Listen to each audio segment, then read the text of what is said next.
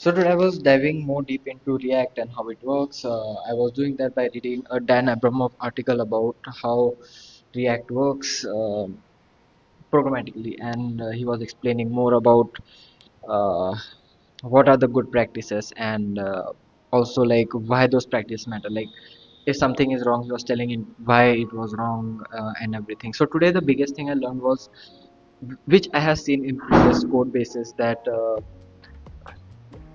Basically not calling the function rather than letting the component call, right?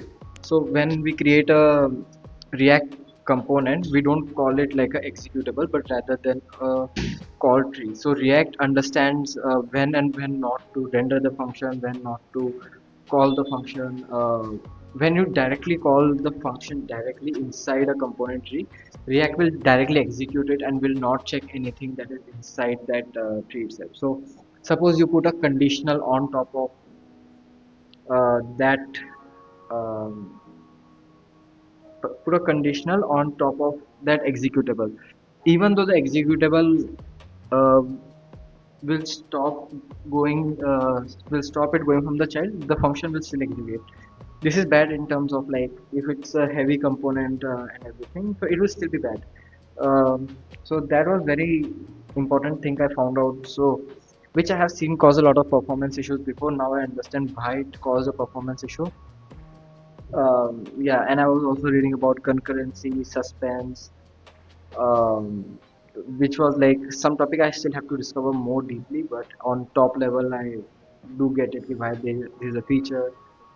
He was also talking about why React is not a suitable library for things like stock tickers, where the updates are more frequent and uh, the whole thing doesn't need to start running from the root. So React doesn't do surgical updates, uh, and it is an intentional behavior to understand which component and which components are not changed, to update states and everything. It's an intentional choice. I forgot why it was intentional. He explained that also, but apart from that is general good sense to what he does. It's a great article. He also talks about how React is O of view size rather than of model size. So whatever is in the code is the only thing that is actually getting computed and everything. Um, so yeah, yesterday I also did an experiment that talked about how like that, which is was basically for each versus for loop. For loop is obviously faster. I didn't know how fast it was. It was significantly faster. It was 5 times faster. Like for loop, for each loop took 125 millisecond and for loop took 25 millisecond. Obviously, based on different condition, it will be faster.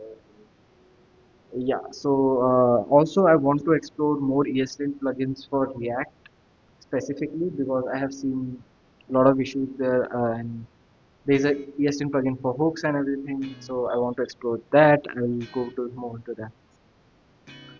Also, I want to start using React window a lot more, like doing windowing, whatever that is called. I will do that also, which is quite interesting.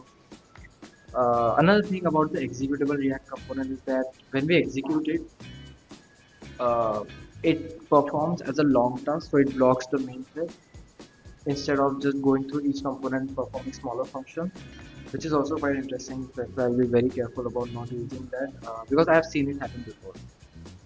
And also another thing, I always used to thought the states are always whatever the user defines, but React also maintains other local states which are like focus, selection, input, and all these things. React automatically maintains those also. So which was pretty cool.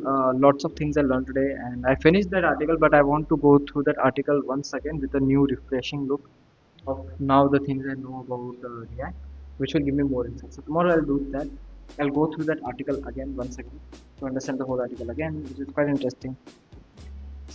But now it is more like that I understand React more in the terms of how it actually works, like uh, more on the functional object, JSON object, so JavaScript object level. It's quite interesting. Yeah. So that's it for today.